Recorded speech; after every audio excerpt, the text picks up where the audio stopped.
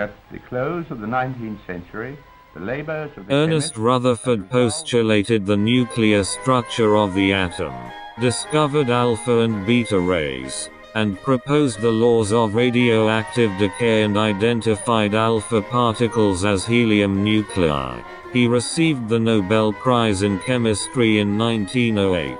A consummate experimentalist, Rutherford was responsible for a remarkable series of discoveries in the fields of radioactivity and nuclear physics.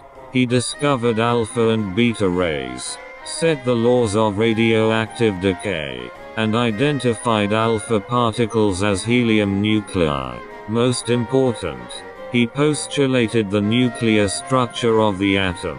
Experiments done in Rutherford's laboratories showed that when alpha particles are fired into gas atoms, a few are violently deflected, which implies a dense, positively charged central region containing most of the atomic mass. Here are a few of his accomplishments. In 1895, as the first research student at the University of Cambridge's Cavendish Laboratories in London, Rutherford identified a simpler and more commercially viable means of detecting radio waves than had been previously established by German physicist Heinrich Hertz. Also while at Cavendish Laboratories, Rutherford was invited by Professor J.J. Thomson to collaborate on a study of X-rays. German physicist Wilhelm Conrad Röntgen had discovered X-rays just months before Rutherford arrived at Cavendish, and X-rays were a hot topic among research scientists. Together, Rutherford and Thomson studied the effects of X-rays on the conductivity of gases, resulting in a paper about dividing atoms and molecules into ions. While Thomson went on to examine what would later be called an electron, Rutherford took a closer look at ion-producing radiations. Focusing on uranium, Rutherford discovered that placing it near foil resulted in one type of radiation being easily soaked up or blocked, while a different type had no trouble penetrating the same foil. He labeled the two radiation types alpha and beta. As it turns out, the alpha particle was identical to the nucleus of a helium atom. The beta particle was, in fact, the same as an electron or positron.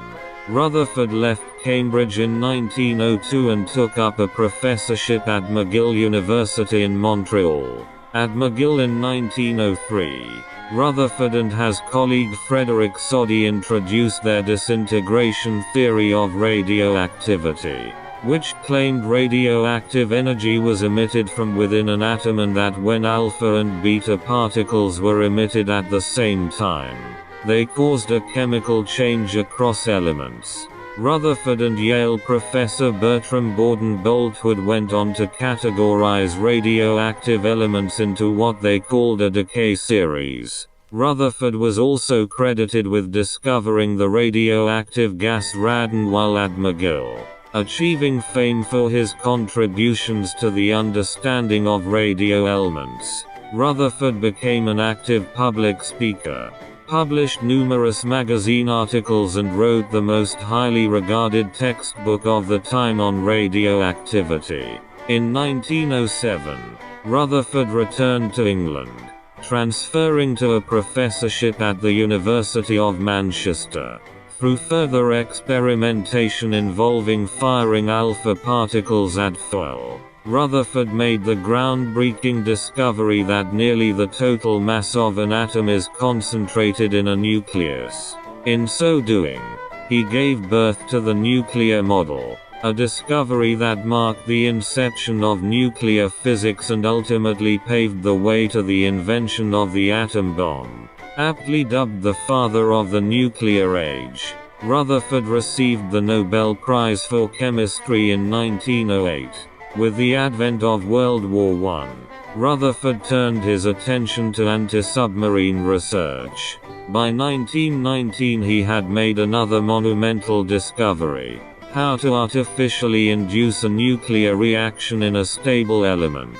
Nuclear reactions were Rutherford's main focus for the rest of his scientific career. Rutherford was awarded countless honors during his career, including several honorary degrees and fellowships from organizations such as the Institution of Electrical Engineers. Gold foil experiment. Rutherford performed his most famous work after receiving the Nobel Prize in 1908, along with Hans Geiger and Ernest Marsden in 1909.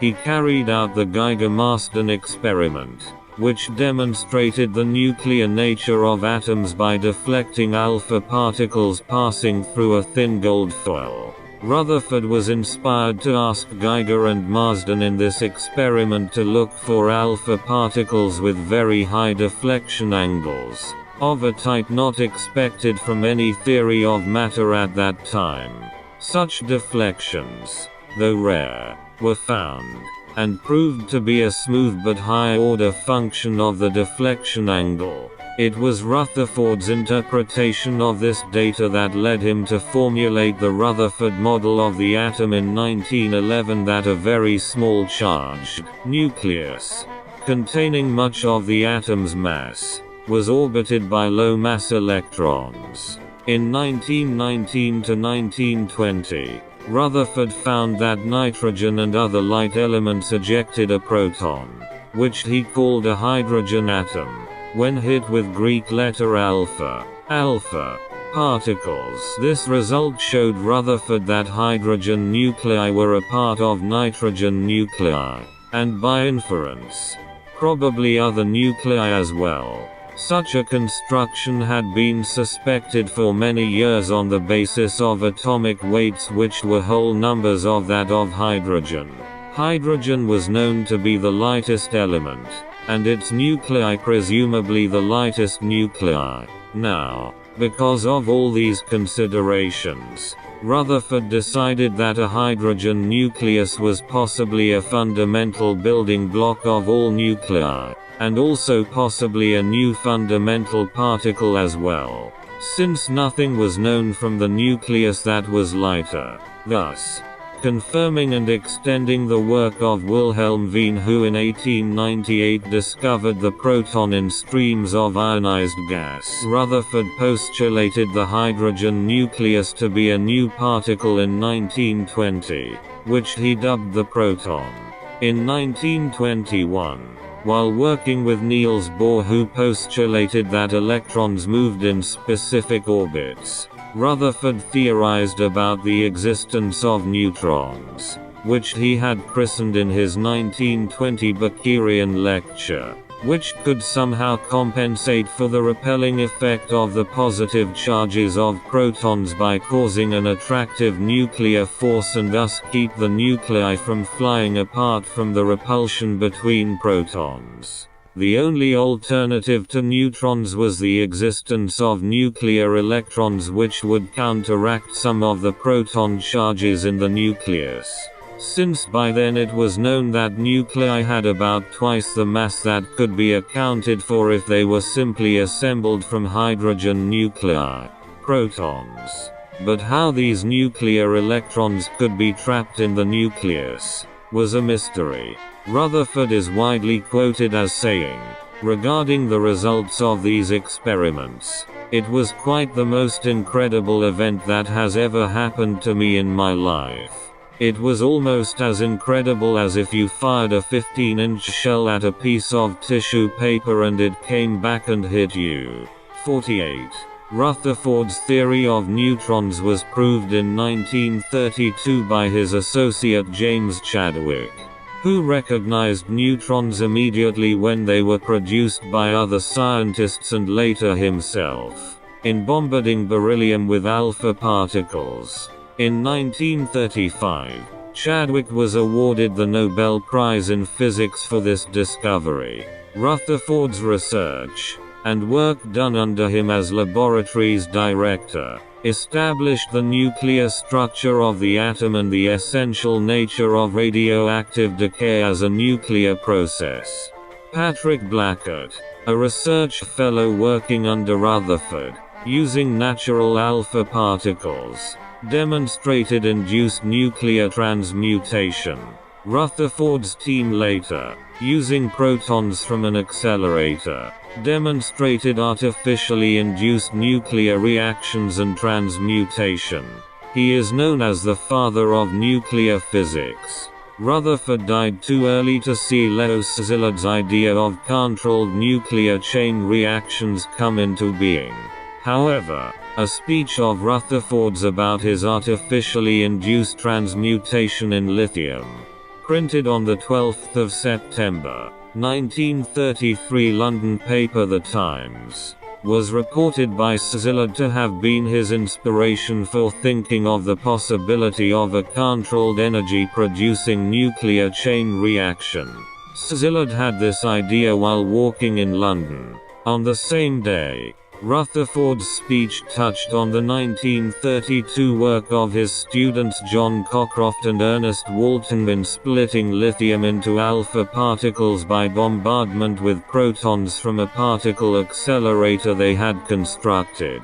Rutherford realized that the energy released from the split lithium atoms was enormous, but he also realized that the energy needed for the accelerator, and its essential inefficiency in splitting atoms in this fashion, made the project an impossibility as a practical source of energy. Accelerator-induced fission of light elements remains too inefficient to be used in this way. Even today, Rutherford's speech in part, read, "We might in these processes obtain very much more energy than the proton supplied. But on the average we could not expect to obtain energy in this way. It was a very poor and inefficient way of producing energy, and anyone who looked for a source of power in the transformation of the atoms was talking moonshine. But the subject was scientifically interesting because it gave insight into the atoms." 50 Ernest Rutherford found that the atom is mostly empty space, with nearly all of its mass concentrated in a tiny central nucleus. The nucleus is positively charged and surrounded at a great distance by the negatively charged electrons. Ernest Rutherford is known for his pioneering studies of radioactivity and the atom. He discovered that there are two types of radiation, alpha and beta particles, coming from uranium. He found that the atom consists mostly of empty space, with its mass concentrated in a central positively charged nucleus. Years before he died, during World War I, Rutherford said he hoped scientists would not learn how to extract atomic energy until man was living at peace with his neighbors. The discovery of nuclear fission was, in fact, made just 2 years after his death, and eventually resulted in what Rutherford had feared, the use of nuclear power to build wartime weapons.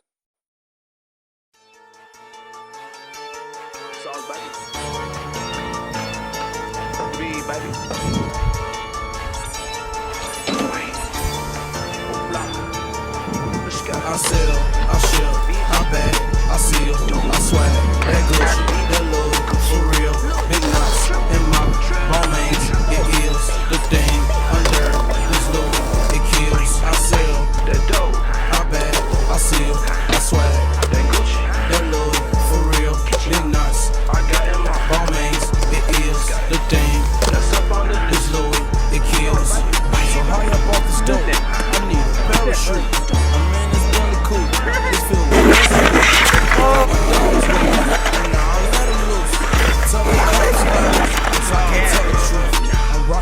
Sandals. My son got on Louis Pampers. So many Gucci sandals. My house smell like Gucci candles. I smoke a Twinkie on you, know I got that Twinkie on me. I smoke a Twinkie on you, know I got that Twinkie on me. I sell, I ship, I bag, I seal, I swag, that Gucci, that Louis, for real, big nuts, in my ball mains, it is the thing, under this Louis, it kills. I sell, that dope, I bag, I seal, I swag, that Gucci, that Louis. Big nuts, I got in my ball mains, it is the thing, that's up under this Louis, it kills. I got a half a pound, pulled up in the junk. You can Special ed. car.